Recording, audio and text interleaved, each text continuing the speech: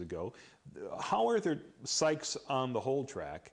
Because if there weren't psychs? No, well, because now the latest, these are the evil people. These are the evil beings, actually. These are the evil beings. And they've been around, like you hear about Xenu and all that shit. Xenu was a psych. You got it? So he just wasn't a practicing psychiatrist. No, he was practicing Xenuism. You got it? Gotcha. Now they're called psychs. So you better beware. I remember one time I visited. Right? Fuck me. One time I visited the Celebrity Center, and it just walked in late at night, and looked around and said, "Well, what goes on in here?" Right. And they woke up the projectionist to show me the orientation. Oh, nice. I had my own private screening that night. And they had some poor Sea Org kid, maybe 15, 16 years old, babysitting me in the theater. Right. Well, you're not allowed to watch the movie alone. Right. Well, I was. You're not allowed to do what? Because you get an MU. Like he was watching to make sure you didn't have any lack of mask kind of shit. And he was making small talk before that, and he was saying, well, you remember the Salem witch trials? Yeah. It was the psychs behind that. Well, I don't think there were psychiatrists back then. And he went, oh, no, not the psychs. I mean the pharmaceutical companies. Oh, dear goodness. No, not quite. See, these are the kids. You just gotta, you dash off a get well soon card, and that's about it. Because it's sad, This is the interesting thing. And it goes back to to answer further the question of what did you perceive? What I perceived, and I kind of avoided the question by saying I got stupider. But let me tell you something. These are good people. These are some of the best people you can meet. These are people who really want to help. They're willing to give up their entire life and their own personal ambition to help others. That's a pretty rare, and generally you would say, it's a pretty decent person. That's the thing. And I would say I'm not a bad person. If I saw me walking around there, I'd say, okay, he's okay. But when you say you got stupider, how do you think that happened? Well, in my opinion, again, and I'm only out of Scientology about a year or so, less than a year, officially. But in my opinion, what I've gathered as I wake up, it's a funny thing in Scientology. You feel as though you're waking up to the truth, the reality, or what really is. But what you're doing is waking up to the reality of Scientology, which is that, not the reality, which is the agreed upon universe of what is. And basically, in my opinion, the best thing you can be is yourself. And that's who you are. And that, there's degrees to which you can actually become yourself. And that's probably what the whole spiritual interest is. For me, I don't really know.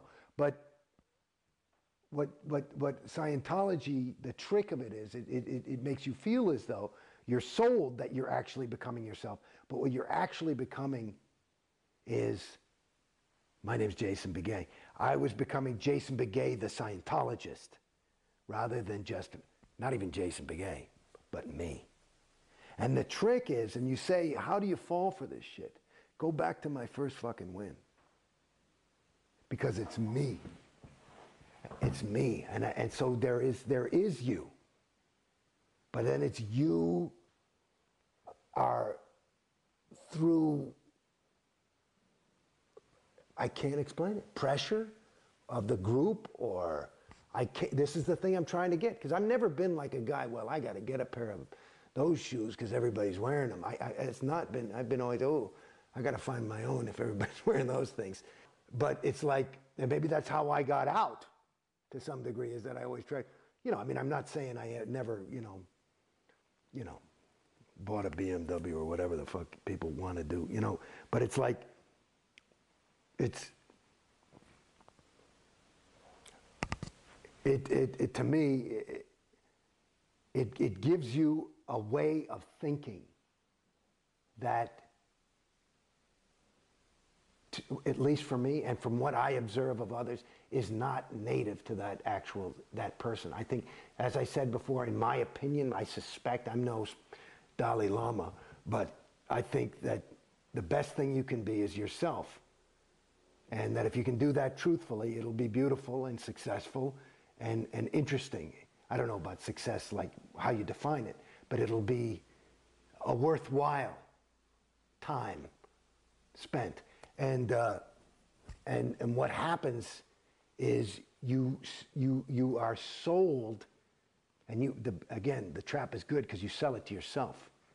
Because if you're not on course, you're wanting to be on course, or you should be on course. You've got your own self in jail. It's an autopilot gig. It's quite good. I think there's some hypnotism in there or something. I don't quite know, but it's quite surprising. And so at the end of the thing, you end up being, you know, like here's an example. You start the ethics technology. So you start thinking, okay, and you start thinking in terms of the conditions of existence that he laid out, and that these are behaviors. And so now you're not just going, you know what the fuck, I think I need to take a walk, and I think I got to become, I'm going to be an insurance salesman, and that's my truth. You know, it's, you know, you have to go through these steps and do this. It's like retarded. It's not true. It's not true. You know, and I did ethics cycles and conditions, and nothing changed. I've seen people who've done them and they've changed, so I don't know, you know, whatever. You know, but there's a placebo effect. I don't quite know. Tori, how many times did you do the PTSSP course? You know, it's like on and on and on. You have to, every time you go PTS, which is the human condition, you got to do the course over and do this shit. Let me tell you something. That's another racket, PTS. I'm not sure if we got PTS description on PTS is camera. potential trouble source. So all injury, accident, and illness. Listen to those three words. All injury, accident, illness, is all because of PTS. Everything negative that happens is because of PTS, which means you are a P potential T trouble S source. Wow, that sounds weird, a potential trouble source. So in other words, not only did you just slip and split your lip, but you better get away from this guy, because if you're near him, you're going to split your lip too, and your business is going to fail. He's a potential trouble source. So you got to take him out. It's like he's got, you know, it's like you don't come to school with the flu. This is like the spiritual flu. So it's like heavy shit. And now there's only one reason that you are a potential trouble source. One reason is that you're connected to an SP, which is a suppressive person. Now this is the 2.5% of awful people like Tori who are fucking it up for the rest of us, good people. And oh, it's a funny thing. It's funny. You know, as I zip around, my best friend, this is my best friend. I mean, like, this is a guy that I was, in 9th grade, I met this guy. And like I saw this guy, came to my school in 9th grade, and I saw this guy, and I was a gregarious kind of kid, and he was new. And I saw him, and I said, you know something? You and I are going to be friends. I think that's the first thing I ever said to him. And I was right. He's a big famous actor now. And an amazing guy, David Duchovny. And